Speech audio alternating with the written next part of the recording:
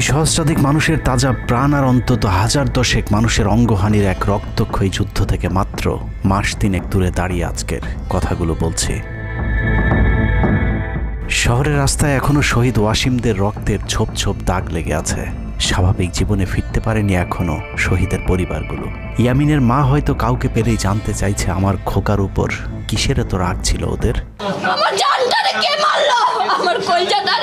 সে প্রশ্নের উত্তর হয়তো কেউ কোনোদিন দিতে পারবে না। বুকের ভেতর গুলি নিয়ে নিস্তেজ পড়ে থাকা শরীরটাকে ওরা যেভাবে কুকুরের মতো টেনে হিঁচড়ে খেয়েছে, সভ্য এই সমাজে সেই উত্তর কি আসলেই আছে? পুড়ে যাওয়া লাশগুলোর কথা মনে করে সারা জীবন হয়তো হৃদয়টা পুড়তে থাকবে হতভাগা সেই মায়েদের। শহীদ ওমরের মা এখনো মানুষ পেলেই হয়তো প্রশ্ন করছে, আমার ছেলের বুকে ওরা এতগুলো গুলি কেন করলো? মারার জন্য তো একটা গুলি যথেষ্ট।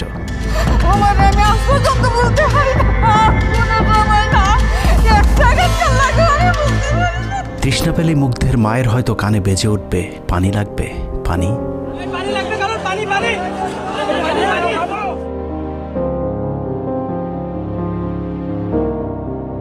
শুনেছি স্বাধীনতা অর্জনের চেয়ে রক্ষা করা অনেক কঠিন। স্বাধীনতার এই পতাকা সমুন্নত রাখতে যারা জীবন দিয়েছেন তাদের সে রক্ত যেন বৃথা না যায়। এ পতাকার জন্য যেন আর কাউকে জীবন দিতে না হয়। স্বাধীনতার এমন যুদ্ধ আর দেখতে চাই না। এ যুদ্ধের প্রতিপক্ষ অনেক হিংস্র, খুব নিষ্ঠুর। ওরা বুকে গুলি নিয়ে কাতরাতে থাকা মানুষকেও শান্তিতে মরতে দেয় না। ওরা আরও রক্ত চায়। 15 বছর মুসলিম নিধন করে ওদের এতটুকু অনুশোচনা নেই।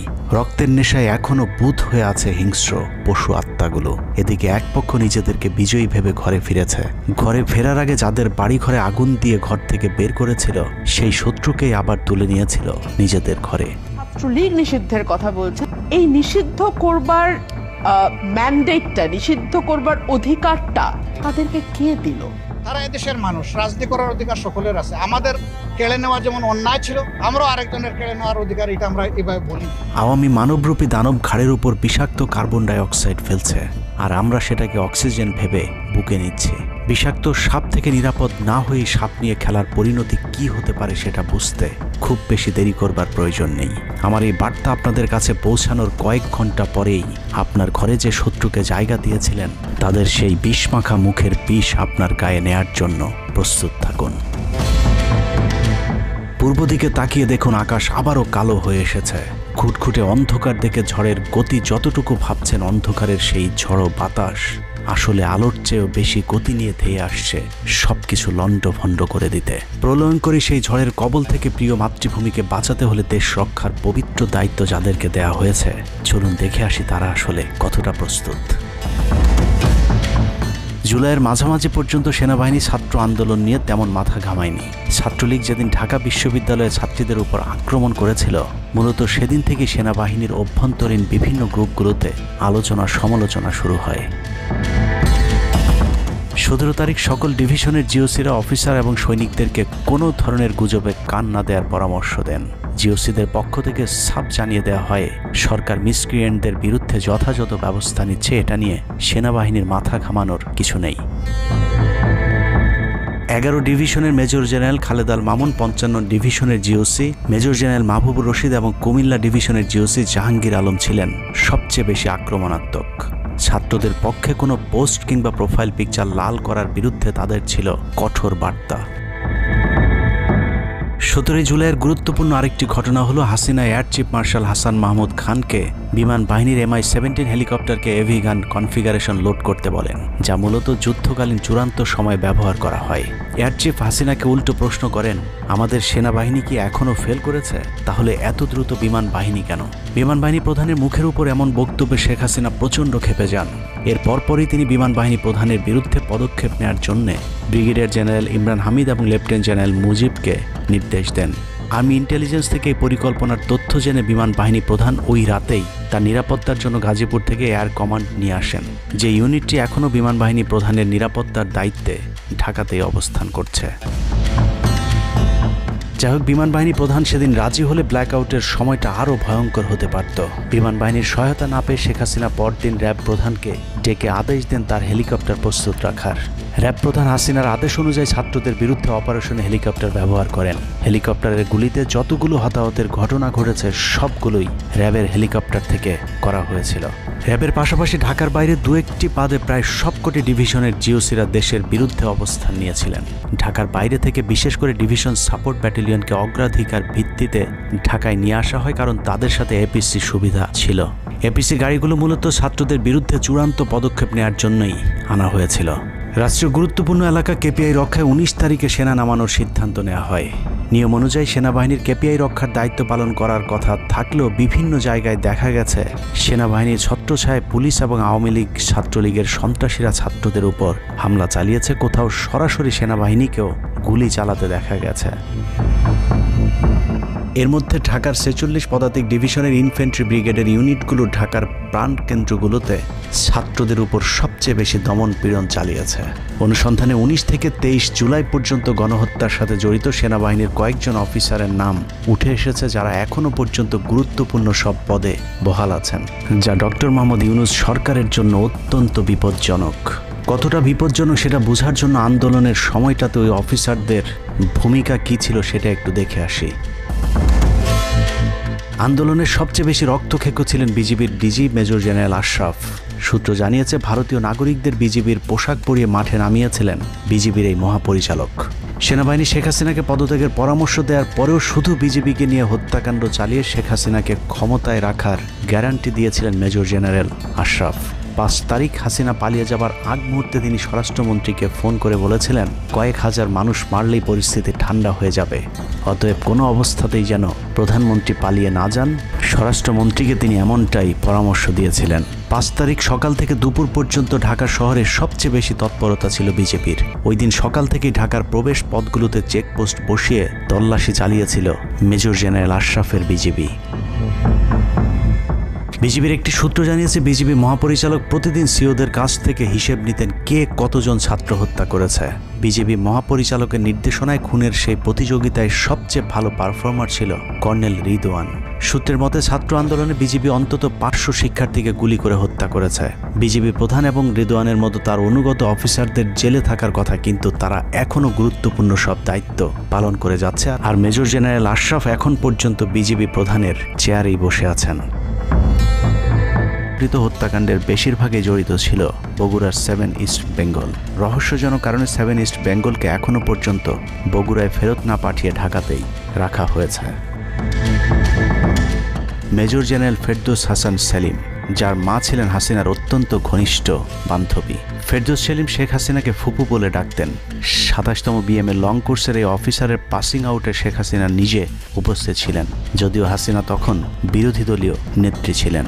ডিজিএফের পদে থাকাকালীন হাসিনার টাকা পাচার এবং থাইল্যান্ডের বিভিন্ন ব্যবসা দেখাশোনার দায়িত্ব ছিল তার। 5 তারিখের সময়টাতে গুরুত্বপূর্ণ কোনো পদে না থাকায় নিজেকে এখন আওয়ামী বিরোধী দাবি করছেন ফেরদৌস হাসান সেলিম।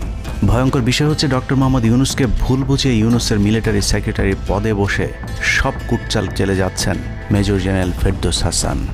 গ্যারান্টি দিয়ে বলে রাখলাম, সুযোগ পেলে সবার আগে ডক্টর মোহাম্মদ ইউনূসের মিলিটারি সেক্রেটারি নিজেই ইউনূসের গলা চেপে ধরবে। অতএব যত দ্রুত সম্ভব ডক্টর মোহাম্মদ ইউনূসের মিলিটারি সেক্রেটারির পদ থেকে তাকে সরাতে হবে। শেখ হাসিনার গণভবন ঠেকাতে সবচেয়ে বেশি শক্ত বলয় তৈরি করা হয়েছিল। অনুসন্ধানে জানা যায় শেখ হাসিনাকে রক্ষা করতে গণভবনের আশপাশে সেনাবাহিনীর অন্তত 13টি অস্থায়ী চেকপোস্ট বসানো হয়েছিল, যেখানে east Bengal regiment, field regiment artillery, Bangladesh infantry regiment, infantry brigade headquarter সহ সেনাবাহিনীর বেশ কয়েকটি চেকপোস্ট বসানো হয়েছিল শুধুমাত্র শেখ হাসিনাকে রক্ষা করার জন্য। সেনাবাহিনীর এসব আর্মি অফিসারদের সম্মিলিত অপারেশনে ছাত্রদের উপর চালানো হয়েছে নির্মম নৃশংস হত্যাযজ্ঞ। কিন্তু এই হত্যাকাণ্ডই সেনাবাহিনীর ভেতরে থাকা দেশপ্রেমিক অফিসারদের বিবেকের দরজা খুলে দিয়েছিল। 20 থেকে 23 জুলাই ইন্টারনেট বন্ধ করে যে পৈশাচিক হত্যাকাণ্ড চালানো হয়েছে, সেই দৃশ্য যখন একের পর এক সামনে আসতে শুরু করেছিল, তখন সাধারণ মানুষ যেভাবে স্তম্ভিত হয়েছিল, ঠিক একইভাবে সেনাবাহিনীর বিবেকবান জুনিয়র এবং মধ্যম সারির অফিসারদেরকেও ব্যাপকভাবে নাড়া দেয়। ভিডিওগুলো যত ছড়িয়ে পড়ছিল ততই থমথমে হয়ে উঠতে থাকে সেনাবাহিনীর অভ্যন্তরীণ পরিবেশ। 27 তারিখ প্রাপ্ত গোয়েন্দা তথ্যের ভিত্তিতে সেনাপ্রধানকে জানানো হয় পরিস্থিতি নিয়ন্ত্রণের বাইরে চলে যাচ্ছে। কোনো অবস্থাতেই প্রধানমন্ত্রীকে ক্ষমতায় রেখে পরিস্থিতি নিয়ন্ত্রণ করা সম্ভব নয়। গোয়েন্দা ওই রিপোর্টে আরও জানানো হয় সেনাবাহিনীর ভেতরে বিদ্রোহের আশঙ্কা দেখা দিয়েছে। বিশেষ করে মধ্যম সারি এবং জুনিয়র অফিসারদের ভেতর ব্যাপক অসন্তোষ লক্ষ্য করা যায়। একই রিপোর্ট প্রধানমন্ত্রীর অফিসকেও অবহিত করা হয়। সেই রিপোর্টের পরেও কঠোর অবস্থানে যাবার সিদ্ধান্ত নেওয়া হয় সরকারের পক্ষ থেকে। এদিকে গোয়েন্দা রিপোর্টের প্রেক্ষিতে সেনা ইউনিটের মধ্যম সারি জুনিয়র অফিসার এবং সৈনিকদের উপর কঠিন সামরিক গোয়েন্দা নজরদারি চলতে থাকে, যে কারণে প্রচণ্ড ক্ষোভ থাকলেও কোনো ধরনের পূর্ব প্রস্তুতি ও পারস্পরিক যোগাযোগ না থাকায় সেনাবাহিনীর দেশপ্রেমিক অফিসার ও সৈনিকেরা কিংকর্তব্য বিমূঢ় হয়ে পড়েন। 27-28 দুই দিন এভাবেই টান উত্তেজনার মধ্য দিয়ে কেটেছে। 29শে জুলাই শেখ হাসিনাকে পরিস্থিতি সম্পর্কে ধারণা দিতে সেনাপ্রধান সারা দেশের অফিসারদেরকে নিয়ে সেনা সদরের হেলমেটে একটি ভিডিও টেলিকনফারেন্সে দরবার গ্রহণ করেন। সেই কনফারেন্স অপারেটরের অসাবধানতাবশত স্ক্রিনে হঠাৎ করে ক্যামেরা টার্ন অফ করা HPM নামে একটি বক্স ভেসে উঠেছিল। এরপরে উপস্থিত অফিসারেরা হাসিনার উপস্থিতির বিষয়টি বুঝে ফেলেন। অনেকের ধারণা শেখ হাসিনা উপস্থিত আছেন এটা বোঝাতেই HPM বক্সটি সবাইকে দেখানো হয়েছিল, যেন কেউ কোনো ধরনের অভিযোগ করতে না পারেন। কিন্তু সবাইকে অবাক করে বেশ কয়েকজন অফিসার তাদের ক্ষোভের কথা জানান। এর মাঝে রাজশাহী CMH এর একজন মেজর র্যাঙ্কের নারী চিকিৎসক 19 থেকে 23 তারিখ পর্যন্ত চলা ছাত্র হত্যার বিভীষিকাময় বর্ণনা তুলে ধরে আবেগী এক বক্তব্য দেন। সূত্র জানিয়েছে এ সময় সেনাবাহিনীর কয়েকজনকে কাঁদতে দেখা গেছে। একদিকে সেনাবাহিনীর উচ্চপদস্থ অফিসারদের মারমুখী অবস্থান, অন্যদিকে বেশিরভাগ জুনিয়রদের নিষ্ক্রিয়তার মধ্য দিয়ে সেনাবাহিনীতে স্পষ্ট দুটি ভাগ লক্ষ্য করা যায়। এরই মধ্যে সেনাবাহিনীর কাছে প্রাপ্ত গোয়েন্দা তথ্য অনুযায়ী যে কোনো সময় সেনাবাহিনীতে বিদ্রোহ দেখা দিতে পারে। বিশেষ করে লেফটেন্যান্ট কর্নেল থেকে নিচের অফিসারদের ভেতর ব্যাপক ক্ষোভের বিষয়টি গোয়েন্দা প্রতিবেদনে জানানো হয়। সেই প্রেক্ষিতে 3 তারিখ শর্ট নোটিসে আরেকটি টেলিকনফারেন্স কল করা হয়। মূলত ওই রিপোর্টের প্রেক্ষিতেই হাসিনার বিশ্বস্ত ওয়াকার হাসিনা থেকে মুখ ফিরিয়ে নেন, কারণ হাসিনাকে বাঁচাতে গিয়ে তিনি নিজের জীবন বিপদে ফেলতে চাননি। 3 তারিখ কনফারেন্সের শুরুতেই সবাইকে ঠান্ডা রাখতে একটি মোনাজাত করা হয়েছিল। যে মোনাজাতে গুরুত্বপূর্ণ একটি দোয়া ছিল রাব্বানা লা তাজআলনা মাআল কওমিজ জালিমিন, অর্থাৎ হে আল্লাহ আমাদেরকে জালিম সম্প্রদায়ের অন্তর্ভুক্ত করবেন না। এ সময় পুরো দরবার রুমে পিন পতন নীরবতা লক্ষ্য করা গেছে। মূলত ওই মোনাজাতের মধ্য দিয়ে ফয়সালা হয়ে যায় সেনাবাহিনী কাদের পক্ষে দাঁড়াবে। সেনা সূত্র থেকে পাঠানো এসব তথ্যে উঠে এসেছে সেনাবাহিনী কোন কোন এলাকায় ছাত্র জনতার উপর গুলি চালিয়েছিল এবং কতটা পরিকল্পিতভাবে মানুষ হত্যার ছক কষা হয়েছিল। 4 তারিখও সেনাবাহিনীর ভূমিকা ছিল অত্যন্ত অস্পষ্ট। কিছু জায়গায় সেনাবাহিনী ছাত্রদের পক্ষে, আবার কিছু জায়গায় ছাত্রদের উপর গুলিও চালিয়েছে। 4 আগস্ট সবার প্রথম 24 ডিভিশন চট্টগ্রামের GOC lieutenant general Mainur Rahman তার বাহিনীকে ছাত্রদের পাশে দাঁড়ানোর নির্দেশ দেন। 5 তারিখ সকাল পর্যন্ত আর্মির ভূমিকা ছিল অত্যন্ত সন্দেহজনক। সকাল 10টা পর্যন্ত আর্মি কড়াকড়িভাবেই দায়িত্ব নিয়েছিলেন। বিশেষ করে গণভবনের আশপাশে 12টা পর্যন্ত ছাত্রদেরকে ভয় দেখাতে কয়েক রাউন্ড লাইভ অ্যামুনেশন ফায়ার করা হয়। 4 তারিখ 3 বাহিনী প্রধান, পুলিশ প্রধান এবং DGDGF-এর সারা রাত নির্ঘুম কেটেছে। 3 থেকে 5 তারিখ পর্যন্ত গুরুত্বপূর্ণ কিছু ঘটনা ঘটেছে, সেটা তুলে ধরবার আগে শেখ হাসিনার পালিয়ে যাওয়ার বর্ণনা দিয়ে আসা যাক। 5 তারিখ সকাল ঠিক 9টায় প্রধানমন্ত্রীর অফিসে গিয়ে শেখ হাসিনাকে পদত্যাগ করতে বলেন সেনাপ্রধান। শেখ হাসিনার কথা শোনার সাথে সাথে সেনাপ্রধানকে দৌড়ে মারতে আসেন। এ সময় 3 বাহিনী প্রধানকে অকথ্য ভাষায় গালাগাল করেন শেখ হাসিনা। জেনারেল ওয়াকারকে হাসিনা বলেন, তুই পুলিশকে দেখে শিখতে পারিস নাই। এ সময় বিমান বাহিনী প্রধান সজীব ওয়াজেদ জয়কে ফোন করে তার মাকে বোঝানোর জন্য অনুরোধ করেন। সজীব ওয়াজেদ জয় এটি জানার পর উল্টো আর্মি চিফকে 2 তুকারি করে হুমকি দিতে থাকেন, তোর কোন বাবা তোকে চিফ বানাইছে, তোর বউ ছেলে মেয়ে কে কোথায় আছে সব কিছু দেখে নেওয়া হবে। রাগান্বিত হয়ে এরপরে সজীব ওয়াজেদ জয় লাইভে গিয়ে আবল তাবল বকতে থাকেন। ঠিক আছে, শেখ হাসিনার পর আপনাদের কি হবে সেটা আমারও চিন্তার বিষয় না, আমার পরিবারের আর চিন্তার বিষয় না, আপনারা বুঝবেন। এরই মধ্যে 9:30 বেজে যায়। শেখ হাসিনাকে কোনোভাবে রাজি করাতে না পেরে সেনাপ্রধান হাসিনাকে 2টি বিকল্প দেন, পদত্যাগ অথবা গ্রেফতার। ওদিকে মিরপুরে বসানো সেনাবাহিনীর চেকপোস্টগুলো খুলে দেওয়া হলে বিনা বাধায় গণজোয়ার ঢুকে পড়তে থাকে। মবটি যখন গণভবন থেকে মাত্র 20 মিনিটের দূরত্বে চলে আসে, এ সময় সেনাবাহিনী এক প্রকার জোর করে শেখ হাসিনাকে পদত্যাগপত্রে সই করান। এ সময় SSF-এর 2-1জন এগিয়ে আসতে চাইলেও সেনাপ্রধান হাত ইশারা করলে তারা জায়গায় দাঁড়িয়ে থাকেন। পদত্যাগের পর শেখ হাসিনা জাতির উদ্দেশ্যে ভাষণ দেওয়ার অনুরোধ করলে সেনাপ্রধান হাসিনাকে বলেন, জীবন বাঁচাতে চাইলে দ্রুত গাড়িতে গিয়ে উঠুন, জনগণ গণভবনে ঢুকে পড়ছে। সেনাবাহিনীর মতে শেখ হাসিনা সেদিন মাত্র 5 মিনিটের জন্য বেঁচে গিয়েছেন, তা না হলে জনগণ তাকে ধরে ফেলত। হাসিনাকে গণভবন থেকে উদ্ধার করে বিমানে ভারত পাঠিয়ে দেওয়ার জন্য মোট 3টি রুট প্ল্যান করা হয়েছিল। প্ল্যান এ, গণভবন থেকে গাড়ি বহরে বিমান বাহিনীর ব্লু স্কাই স্কুলের গেট দিয়ে তেজগাঁও বিমানবন্দরে ঢুকে ঢাকা সেনানিবাসে প্রবেশ এবং তারপর বিএএফ বেস দিয়ে বিমান বাহিনীর রানওয়েতে প্রবেশ। সেখান থেকে বিমান বাহিনীর C-130 যে বিমানে ভারতে উড্ডয়ন। দুর্ভাগ্যজনকভাবে ততক্ষণে বিপ্লবী জনতার শেওড়াপাড়া রাস্তা দিয়ে বিমান বাহিনীর ব্লু স্কাই স্কুলের গেট ক্রস করে আগারগাঁও চৌরাস্তা পর্যন্ত চলে এসেছিল।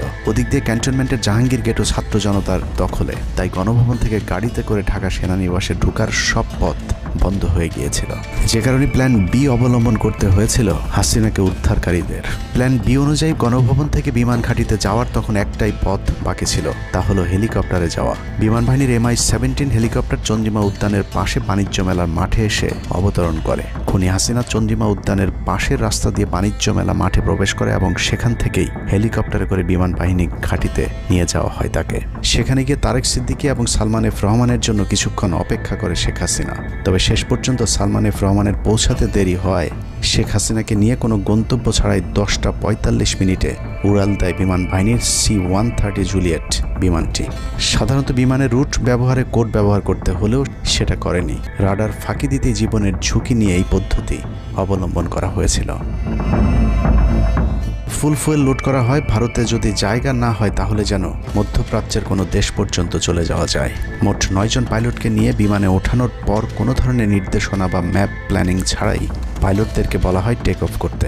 বিমানটি প্রথমে যশোরের উপর দিয়ে কলকাতায় পৌঁছালে সেনাপ্রধান জাতির উদ্দেশ্যে ভাষণের ঘোষণা দেন, কিন্তু কলকাতায় ল্যান্ডিংয়ের পারমিশন না দিলে সেখান থেকে শেখ হাসিনাকে বহন করা বিমানটি চলে যায় আগরতলায়। আগরতলায় পারমিশন না পেয়ে আবারও দিল্লির দিকে উড়াল দেয়। সেখান থেকে দিল্লি গেলে সেখানেও রিফিউজ করা হয়। দিল্লি বিমানবন্দরে নামতে না দিলে অনিশ্চয়তা দেখা দেয় শেখ হাসিনাকে বহন করা বিমানটির ভারতে অবতরণ নিয়ে। বিমানের একজন পাইলটের বরাত দিয়ে জানা যায়, এভাবে উদ্দেশ্যহীনভাবে দীর্ঘক্ষণ ঘুরতে থাকার পর জরুরি অবতরণের সিদ্ধান্ত নেওয়া হয়। তবে জরুরি অবতরণের ঠিক আগ মুহূর্তে দিল্লির গাজিয়াবাদ এয়ারবেজে নামার অনুমতি পায় C-130 জুলিয়েট, যেখানে অজিত ধওয়াল তাকে রিসিভ করেন। অবতরণে জটিলতার কারণেই 5 তারিখ সেনাপ্রধান জাতির উদ্দেশ্যে ভাষণ দিতে বারবার দেরি করছিলেন, কারণ তিনি নিশ্চিত হতে চাচ্ছিলেন শেখ হাসিনা ভারতে অবতরণ করেছেন। তারপরই বাংলাদেশের মানুষ মুক্তি পায় এক ফেরাউনের হাত থেকে। হাসিনা পালিয়ে যাওয়ার সেই খবর পৃথিবীর সবাই জানে, কিন্তু 3 থেকে 5 তারিখ পর্যন্ত ক্যান্টনমেন্টে কিছু ঘটনা ঘটেছে যেই ঘটনা এখনও আমাদের কাছে অজানা। 3 তারিখ সেনাপ্রধানের ওই ভার্চুয়াল মিটিংয়ের পর মোটামুটি নিশ্চিত হয়ে যায় শেখ হাসিনা অধ্যায় বাংলাদেশে শেষ। শুরু হয় ভারতের প্ল্যান বি বাস্তবায়নের প্রক্রিয়া। 3 তারিখ রাতে আসিফ নজরুলের সাথে ডিজিএফআই কার্যালয়ের পাশের একটি ভবনে আসিফ নজরুলের ঘনিষ্ঠ বন্ধু major general Hamid, lieutenant general Mujib এবং মেজর জেনারেল ফেরদৌস সেলিমের একটি গোপন বৈঠক হয়, যেখানে ভারতীয় গোয়েন্দা সংস্থার 16 জন কর্মকর্তা উপস্থিত ছিলেন। মূলত 5 তারিখ শেখ হাসিনা পদত্যাগ করার পর করণীয় নির্ধারণ করতেই ওই বৈঠক অনুষ্ঠিত হয়।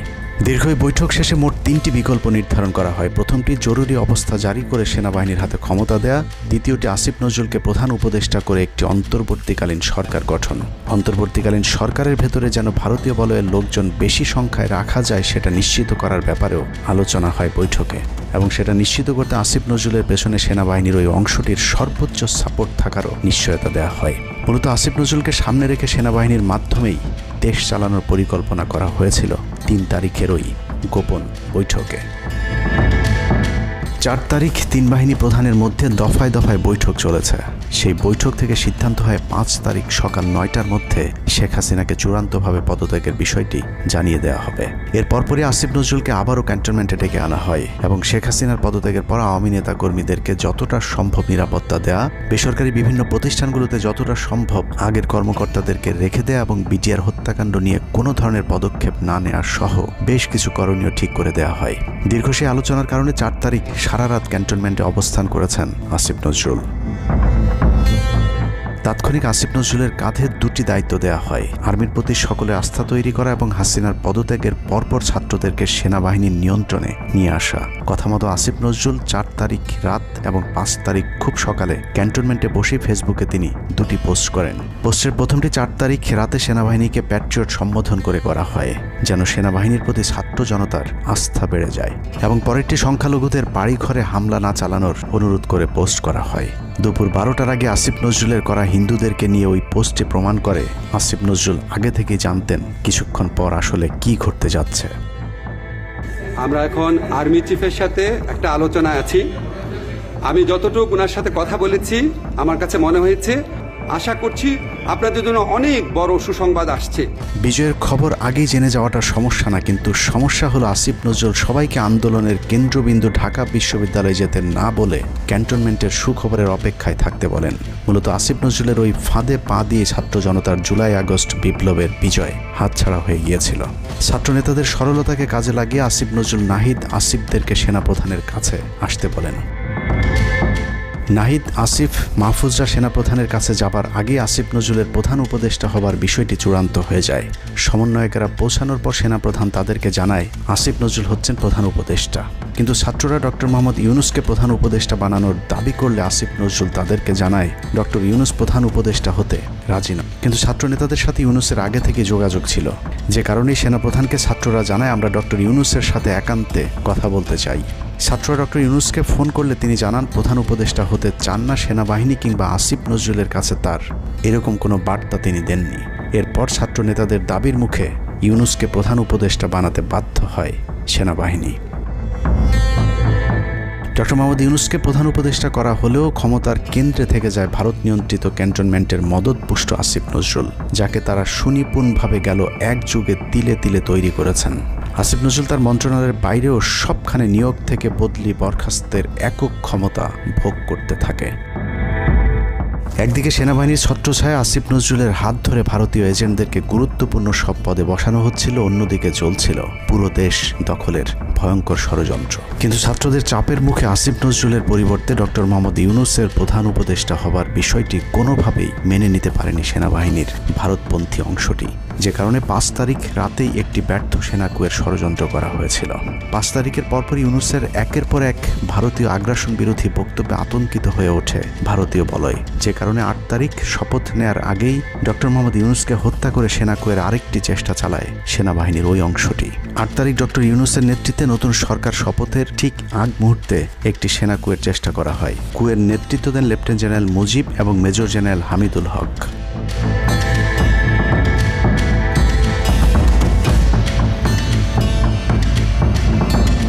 কিন্তু পশ্চিমা একটি গোয়েন্দা সংস্থা বিষয়টি দ্রুত সেনাপ্রধানকে জানালে জেনারেল ওয়াকার তাদের পরিকল্পনা ভণ্ডুল করে দেয়। সেনাপ্রধান তাৎক্ষণিকভাবে লেফটেন্যান্ট জেনারেল শামীমকে পিএসও এএফটি থেকে সিজিএস হিসেবে নিয়োগ দেন এবং মুজিবকে কিউএমজি থেকে আটডগে বদলি করেন, যদিও 8 তারিখ রাত থেকেই মুজিব পলাতক রয়েছেন। এরপর 12 সেপ্টেম্বর তাকে সেনাবাহিনী থেকে বরখাস্ত করা হয়। একই দিনে লেফটেন্যান্ট জেনারেল হামিদুলকে স্বেচ্ছায় অবসরে পাঠানো হয়। এনডিসি থেকে মেজর জেনারেল সাইফুলকে মিনিস্ট্রি অফ ফরেন অ্যাফেয়ার্স এবং চিফ অফ জেনারেল স্টাফ শাহিনকে এনডিসিতে পাঠানো হয়। কয়েকজনের ব্যাপারে পদক্ষেপ নেওয়াটা যেমন স্বস্তির, তেমনই ষড়যন্ত্রকারীদেরকে যেখানে বদলি করা হয়েছে তাদের প্রতিটি পদই অত্যন্ত গুরুত্বপূর্ণ, যা বর্তমান সরকার এবং দেশের স্থিতিশীলতার জন্য চরম বিপজ্জনক। কতটা বিপজ্জনক সেটা জানতে চলুন শুরুতেই যে প্রলয়ঙ্কারী ঝড়ের কথা বলেছিলাম সেখানে ফিরে যাওয়া যাক। ভারতীয় গোয়েন্দা সংস্থা 5 তারিখের পর থেকে দেশে নানাভাবে একটা সাম্প্রদায়িক দাঙ্গা বাঁধানোর চেষ্টা চালিয়ে যাচ্ছেন, যেটাকে কেন্দ্র করে বাংলাদেশে একটা সামরিক অভিযান চালানো যায়। এই দাঙ্গা বাঁধাতে ভারতীয় গোয়েন্দারা আওয়ামী লীগ, হিন্দু এবং ইসকনকে কিভাবে ব্যবহার করছে সেই পরিকল্পনার ছক এখন বাংলাদেশি গোয়েন্দাদের হাতে। একটি গোয়েন্দা সংস্থা থেকে যেসব তথ্য আমার কাছে পৌঁছেছে তা রীতিমতো এই দেশের অস্তিত্বের জন্য হুমকি স্বরূপ। আওয়ামী লীগ, হিন্দু আর ভারতের এই চক্রান্ত যদি সঠিকভাবে মোকাবেলা করা না যায় তাহলে অচিরেই বাংলাদেশের অবস্থা হবে হায়দ্রাবাদের মতো।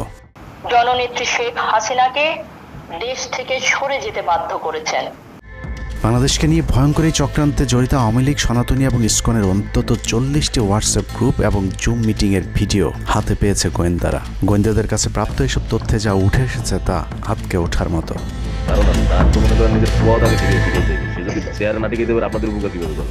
সেনাপ্রধান জামাত হলে এতদিন আওয়ামী লীগ বাইসে ফেলা দিত, ঠিক আছে? এটা তো আমাদেরও আওয়ামী লীগেরও একটা গেম হতে পারে, বলা যায় জামাত শিবিরের উপরে সব চাপা দিতে পারে, এটাও হতে পারে। এসব গ্রুপগুলোতে রীতিমতো বাংলাদেশের বিরুদ্ধে যুদ্ধের প্রস্তুতি চলছে। গ্রুপে তাদের সাথে সাবেক আওয়ামী লীগ সরকারের শীর্ষস্থানীয় নেতা থেকে বর্তমান সেনাবাহিনীতে চাকরিরত জেনারেল পর্যন্ত মাঝে মধ্যেই নাকি যোগ দিচ্ছেন। নানক ভাই থেকে শুরু করে আমাদের সুজিত দা, তারপর আরো অনেক টপ লেভেলের যারা মন্ত্রী, মিনিস্টার, প্রতিমন্ত্রী, তারপরে ইভেন কামাল ভাই। তো এখন বিষয়টা হচ্ছে যে ইভেন রাষ্ট্রপতির যে একেবারেই মানে কি বলে তার যে একেবারে মানে রাইট হ্যান্ড সচিব, উনিও আমাদের সাথে 2 দিন জয়েন করছেন। তো এখন ওনারা আসলে ভালো হইতো, যারা যারা আসেন আসলে ভালো হইতো। অনেক আমাদের এখানে প্রায় 12 থেকে 13 জন আপনার এমপি এসে কথা বলেছেন, যেটা আপনারা জানেন না। ঠিক আছে, বাংলাদেশে একেবারে টপ লেভেল সামরিক বাহিনীর 4 থেকে 5 জন জেনারেল লেভেলের লোকজন ওনারা এসে এখানে বসে থেকে আমাদের লাইভ শুনে গেছেন। আমাদের প্রধানমন্ত্রী উনি নিজে এসে বসে থেকে গেছেন।